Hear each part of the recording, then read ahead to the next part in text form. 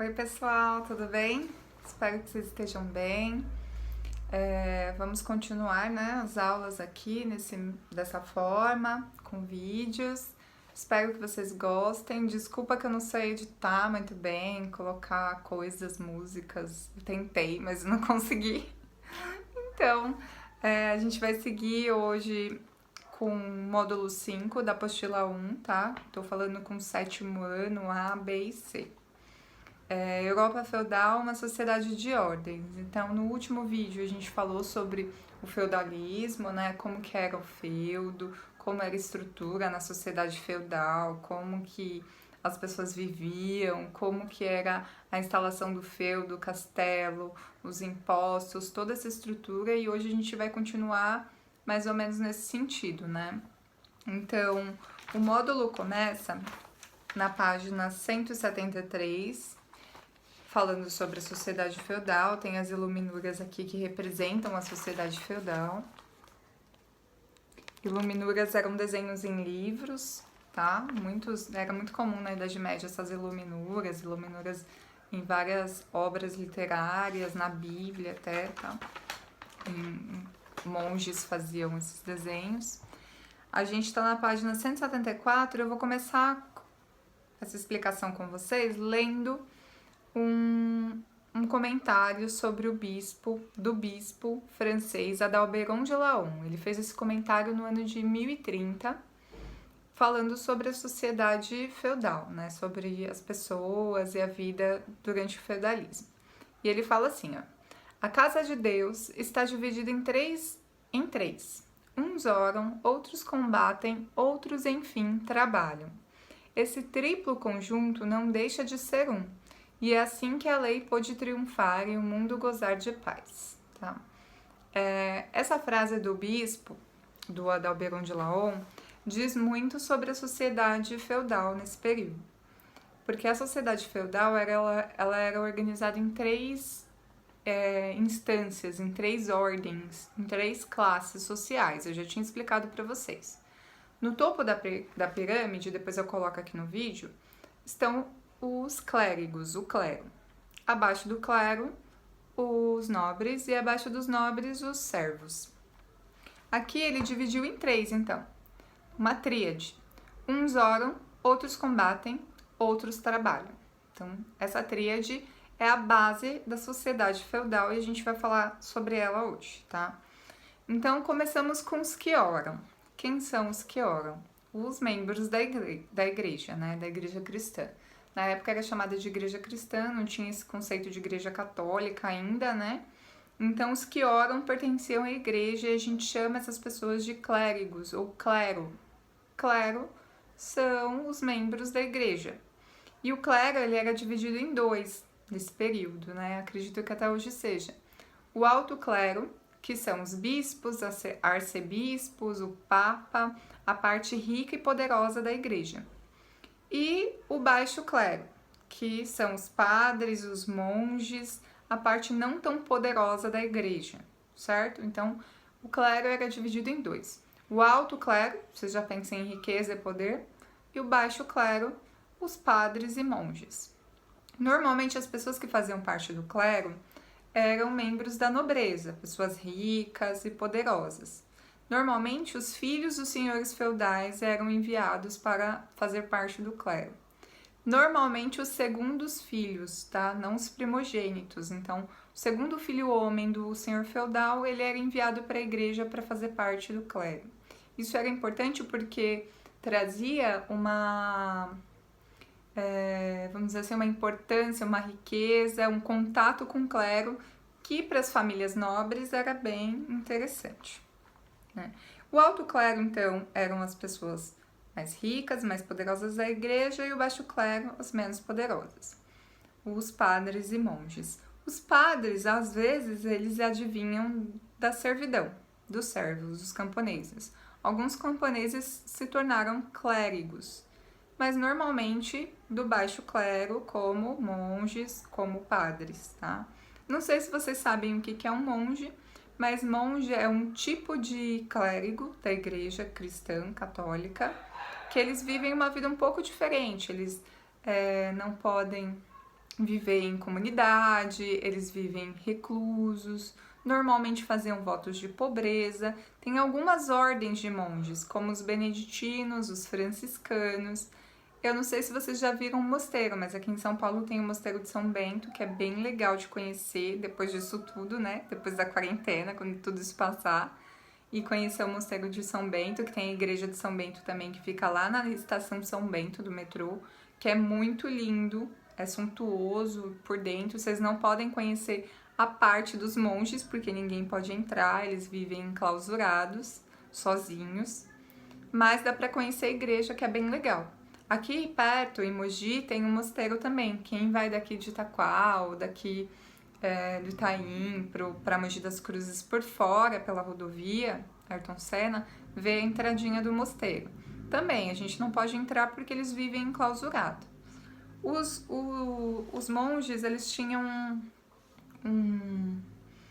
meio que uma palavra, uma frase que definia bem a vida deles assim, que era ora et labora, ora e trabalha, uma frase em latim. Esse era o objetivo de vida dos monges, orar e trabalhar. Eles achavam que, abdicando da riqueza, fazendo voto de pobreza, orando e trabalhando, eles chegariam ao paraíso mais facilmente. Eles estariam no caminho descrito por Cristo, certo? Então a igreja ela tinha essas divisões, essas subdivisões, alto clero e o baixo clero. Mais pra frente, sem dar spoilers, mas já dando, a gente vai ver que o baixo clero e o alto clero vão ter algumas divergências aí com comportamento. O que eles vão defender que é o caminho da igreja? A igreja era uma instituição rica, a igreja tinha terras, a igreja era dona de alguns feudos. Então, os monges que faziam voto de pobreza, que não concordavam com isso, principalmente os franciscanos, não vão concordar. Isso vai gerar um problema dentro da Igreja Católica, mas como eu falei, é um problema pra gente ver mais pra frente, sem spoilers por enquanto, tá? Esses são os que oram. Tinham, na página seguinte, os que combatem, segundo o bispo Adalberon de Laon. Página 175. Quem eram os que combatem? Eram os nobres, né, a nobreza. Condes, duques, marqueses, eram títulos de nobreza. Esses nobres que receberam terras, né, não sei se vocês lembram, mas tem um vídeo que eu gravei falando sobre isso. Vocês lembram muito bem do Carlos Magno, que ele foi um imperador germânico, né, franco especificamente, que fez um império germânico, o Império Franco, e ele tinha uma estrutura de governo bem característica dos germânicos, né, que eles utilizavam da reciprocidade. Dava terra para os nobres em troca de fidelidade. Então, os nobres receberam terras grandes, extensas, e com isso eles faziam seus feudos. Nessas terras eles construíam seus castelos, suas muralhas, colocavam os servos, os camponeses para morar, para trabalhar nas suas terras, certo? Desculpa. Então, o nobre, ele tinha terras já vindas dessa tradição do próprio Carlos Magno, né? Receber terras do próprio rei em troca de lealdade. Por que o título é que eles combatem? Porque essa era a ideia. A lealdade era você formar um exército a favor do rei, contra invasões, contra inimigos, essa era a lealdade. Além de pagar impostos, é claro, né? Óbvio. Dentro da nobreza tinha uma estrutura em que os nobres davam terras a outros nobres. Além do rei, do próprio Carlos Magno, isso era comum na Idade Média. Por exemplo, um nobre recebeu uma terra muito grande do rei, muito extensa, ele não conseguiria plantar, nem dividir, nem organizar essa terra. Então, o que ele faz? Ele divide a terra dele com outros nobres. Tinha até uma cerimônia, na página 175 está mostrando um pouquinho disso, chamada de investidura. Era uma cerimônia comum que acontecia nesse período, no qual o nobre passava, né, solenemente as suas terras, não todas, é claro, mas um pedaço da sua terra para outro nobre. O nobre que passava as terras, que dava as suas terras, era conhecido como sucerano. Então, eu sou nobre, eu vou dar um pedaço da minha terra que eu não consigo cuidar para outro nobre, e eu me torno sucerano. E o nobre que recebia essas terras, ele se tornava um vassalo, certo? No meio, e esse processo de dar as terras acontecia nessa estrutura da investidura, nesse movimento solene, nesse dia solene, tá? Aqui, vou mostrar um pouquinho para vocês. Ó, isso que acontecia. Então, um nobre rico e poderoso que tinha terras e não conseguia cuidar, dava suas terras, uma parte delas, para outros nobres cuidarem. E isso acontecia na cerimônia chamada investidura, certo? O que os nobres faziam? O trabalho do nobre era cuidar das terras, construir castelos, dividir as terras se não conseguisse cuidar, né, na investidura, e guerrear, se tornar guerreiros. Claro, eu tô falando de homens nobres. As mulheres, elas tinham que ser educadas para casar, né, para cuidar dos filhos, da família e seguirem as regras da igreja.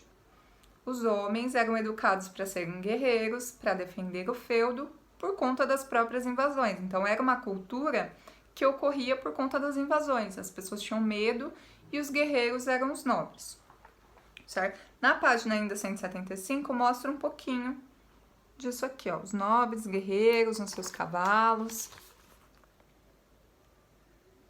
Eu não sei se dá para ver, mas vocês estão acompanhando com a apostila de vocês, né? Então a preparação militar vinha desde cedo. Normalmente o senhor feudal, o nobre mais poderoso, o dono do feudo, ele passava o seu próprio feudo para o seu filho, o filho mais velho, o filho primogênito, tá? Então, o filho primogênito herdava o feudo do pai. Nossa, mas e o segundo filho, o terceiro e o quarto? Esses tinham que se virar de alguma forma e viver a vida deles. Então, normalmente, o segundo, o terceiro, o quarto filho, tinham muitos filhos nessa época, eles ou iam virar parte do clero, ou eles recebiam terras de outros nobres e viravam vassalos de outros nobres. Isso era comum. Só o filho primogênito que recebia as terras do pai, esse estava garantido, não precisava se tornar um vassalo. Isso ocorria. É interessante a gente pensar também que as mulheres não recebiam terras de nenhuma maneira e nem como vassalas, tá? Isso não ocorria, isso era muito incomum. Na página seguinte, na página 176, tem uma historinha em quadrinhos mostrando mais ou menos como que era essa estrutura de vassalos e suceranos. Tá aqui, ó. Aí eu vou ler essa historinha para vocês, tá bom? Olha lá. No quadrinho 1, Michel de Verson vive no território francês no século X. Ele é o segundo filho do conde Alan de Verson. O segundo quadrinho. Em agosto de 986, época da colheita de trigo, Michel salvou o Marquês Pierre Dumont de uma emboscada. Então, o Michel, ele ele era um nobre, ele era filho de um senhor feudal, e ele salvou outro nobre de uma emboscada, porque ocorriam muitos roubos, etc. Em retribuição, o marquês lhe concedeu terras em uma cerimônia assistida pelos poderosos de Verson. Michel achou que aquelas terras eram muito extensas e cedeu parte delas para um duque em outra cerimônia. Nas terras que manteve para si, em 10 anos construiu um castelo, muitos servos trabalhavam para ele. Então, o Michel salvou o Pierre, um conde, um marquês, ou seja, o Michel salvou outro nobre e, em agradecimento, esse nobre deu terras para ele. Então, aqui, ó, o Pierre fazendo a investidura, dando terras para o Michel. Essa cerimônia é muito comum a gente assistir em filmes, tá? Filmes em que o cavaleiro se ajoelha diante de outro nobre e aí o nobre que tá dando terra para eles passa a espada em torno dos ombros, assim, ó, em homenagem, como ele é um guerreiro e ele tá recebendo terras. É bem comum a gente assistir em filmes. E aí ele recebeu essas terras, só que as terras eram muito grandes, então ele divide as terras que ele ganhou para outro nobre e ele constrói um castelo. Então, observem, Um nobre poderia ser sucerano e também poderia ser vassalo, certo? O mesmo nobre. O Michel, ele era sucerano e vassalo. Ele era vassalo do Pierre porque o Pierre deu terras para ele, certo? Ele recebeu lá na cerimônia da investidura. E ele era sucerano de outro nobre, porque as terras que ele ganhou eram tão grandes que ele não conseguiria cuidar, tomar conta sozinho. Então ele cede as terras dele que ele ganhou para outro nobre. Ele era ao mesmo tempo vassalo e sucerano, certo? Isso poderia acontecer. Na página seguinte, vocês vão fazer a atividade. A questão A diz assim: em que quadrinho Michel aparece como vassalo? Já expliquei o que é vassalo, né? B, em qual quadrinho Michel aparece como sucerano? Então, qual quadrinho que ele tá sendo sucerano de alguém? C, em qual quadrinho Michel aparece como senhor feudal? Qual quadrinho ele tem um feudo? Ele fez o feudo dele. D, em qual quadrinho Michel aparece como nobre? Em que momento ele é um nobre? E, se não tivesse recebido as terras do Marquês, Michel herdaria as terras do seu pai? Se sim ou não, e por quê? Qual seria a melhor forma de Michel manter boas relações com o clero? O que ele faria para ter boas relações com o clero? Então, vocês vão responder e depois eu vou fazer a correção com vocês no próximo vídeo ou no encontro, tá bom? E agora a gente chega no terceiro grupo dessa tríade. Então, os que oram, os que combatem e agora os que trabalham. Quem são os que trabalham? São os servos, camponeses. Esses não nasceram nobres, não têm sangue nobre, não vêm de família rica. Eles pediram abrigo nas terras do senhor feudal e trabalham para ele em troca. É sempre essa estrutura de reciprocidade. Então, eu trabalho para você nas suas terras, em troca você me dá abrigo, eu posso morar nas suas terras, certo? Os servos moravam nas terras dos nobres e trabalhavam nas terras, plantando, colhendo, cuidando de animais, fazendo trabalho para o senhor feudal, trabalhos artesanais. Também trabalhavam caçando, cortando as árvores, etc. Eles faziam esses trabalhos manuais e tinham que pagar severos impostos. A gente lembra disso no último vídeo, né? Impostos caríssimos.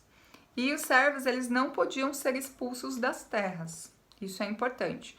Eles não eram donos das terras, eles eram cedidas as terras para eles morarem, mas eles também não podiam ser expulsos. O senhor feudal não podia chegar lá um belo dia e falar, ó, não quero mais vocês aqui. Não. Tinha que ter um motivo muito sério para isso, ou um crime, ou se ele não estivesse pagando os impostos, ou se ele tivesse cometido alguma coisa muito errada e a igreja não quisesse que eles morassem no feudo. Mas não era comum um servo ser expulso, porque também ele era força de trabalho para o senhor feudal. Tinha alguns servos que viviam entre alguns feudos, eles eram caminhantes, viviam andando, que eram os bolsões, tá? Bolsões não, desculpa, vilões. Os vilões, eles andavam de vila em vila, por isso o nome, de vila em vila, não tinham um feudo fixo. Porém, eles pagavam impostos assim como todos os outros servos, tá? Eles não tinham muitos direitos, como vocês viram. O que eles podiam fazer era virar membros do clero, mas era bem difícil e seria do baixo clero, certo? Aí vocês vão fazer uma atividade, que é a atividade 2. Eu vou ler o textinho para vocês poderem responder, tá? Página 178. Acompanhem aí. Se estiver com dúvida, pausa o vídeo, lê de novo, escuta de novo, vê de novo a cena e vocês voltam para responder, tá? A Idade Média foi uma época de contrastes sociais profundos. Violência, doenças, a metade dos bebês não chegava aos 2 anos. E tímido avanço tecnológico. À mercê das intempéries da natureza, nessa era de preces, pão e fuligem é aquela sujeira que fica do fogo, sabe, de lenha queimando, que a pessoa fica manchada de preto, é isso. As pessoas mais simples morriam cedo, comiam quando dava e se submetiam a determinações dos senhores e dos padres. Já a nobreza construía castelos, cobrava impostos pesados e devorava até 9.000 calorias diárias. um singelo botão de ouro no vestido de uma dama equivalia a 140 dias de trabalho de um camponês. Observem isso. Esse texto é de um historiador, é um texto historiográfico do Tiago Cordeiro, como era a vida na Idade Média. Aqui ele está buscando documentos para entender como era a vida dos servos na Idade Média. E era uma vida de desigualdade, vocês perceberam? Um botão do vestido de uma dama nobre equivalia a 140 dias de trabalho de um servo. Era muita desigualdade. A desigualdade não é uma coisa atual, uma coisa que existe desde sempre e permanece. Se a gente for parar para pensar, uma pessoa que trabalha montando carros numa fábrica de luxo, muitas vezes não vai conseguir nunca comprar nem a roda do carro que ela mesma monta. Então, a desigualdade, ela ocorre hoje e ocorria na Idade Média. E aí vocês vão responder. Por que o fragmento descreve a Idade Média como um período de contrastes sociais profundos? Contrastes sociais são diferenças, desigualdades sociais, tá? B. Uma era de preces, pão e fuligem. Considerando que você estudou sobre o período, explique essa descrição. Então, por que preces, por que pão e por que fuligem? O que isso tem a ver com a ideia da Idade Média? Por que isso descreve a Idade Média? C. Quais as razões apontadas no fragmento para as pessoas pobres morrerem tão cedo?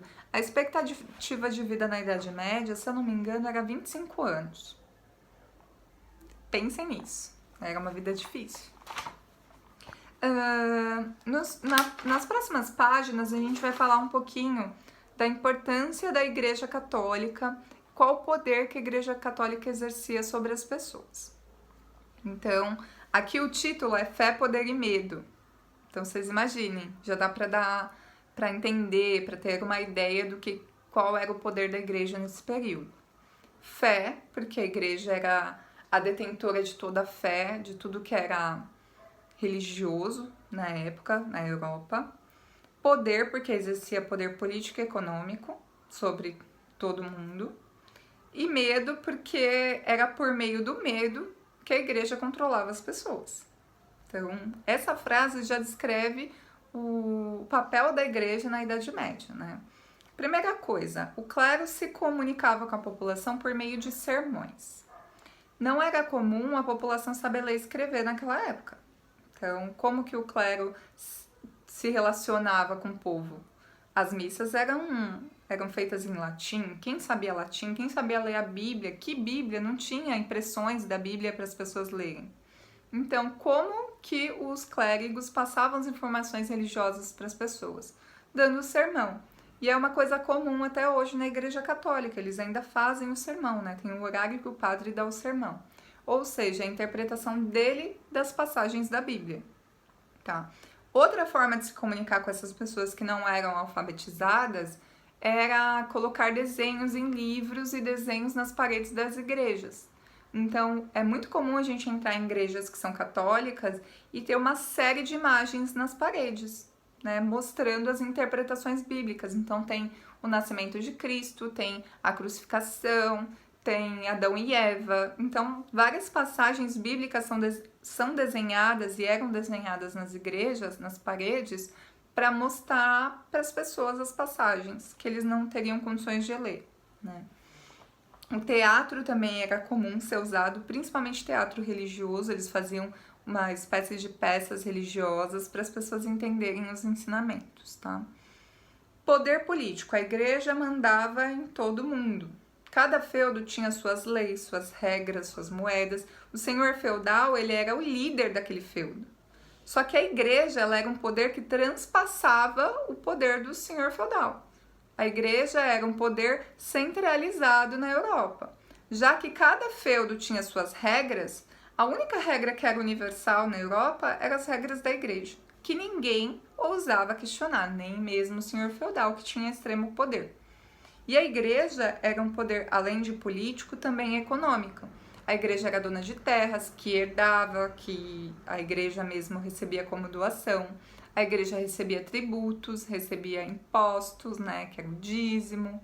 Então, Então a igreja tinha um controle político muito grande, a igreja educava as pessoas dentro da própria igreja com as imagens e os sermões, e a igreja controlava a economia. Então pensem nisso.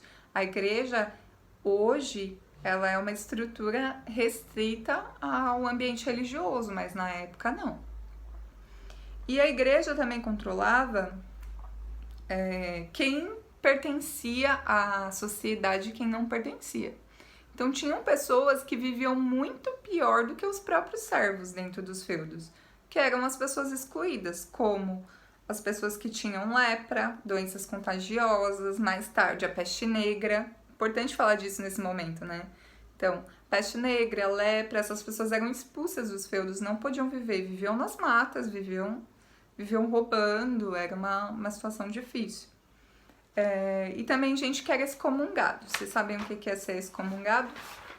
Ser excomungado é quando a pessoa era expulsa da igreja. A pessoa era expulsa porque cometeu algum pecado, alguma heresia. Então, se você respondesse um padre, se você fosse pego em adultério, então tinha uma série de questões que se você não seguisse as ordens da igreja, você era excomungado. E excomungado, você era expulso do feudo, você era expulso da sociedade. Era uma situação bem complexa. Bom, esse módulo ainda fala das bruxas, demônios e do papel da mulher na sociedade, mas eu vou preferir falar isso com vocês na aula online, tá bom? Então, fiquem bem, espero que vocês tenham curtido, entendido, tá bom? A aula. E é isso. Beijinhos. Tchau, tchau.